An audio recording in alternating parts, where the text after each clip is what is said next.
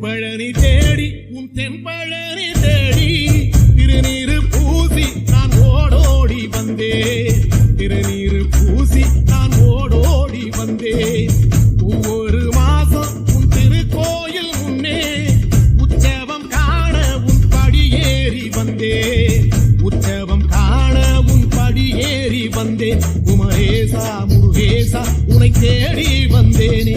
அலங்காரம் அபிஷேகம் அழகாக கண்டேனே.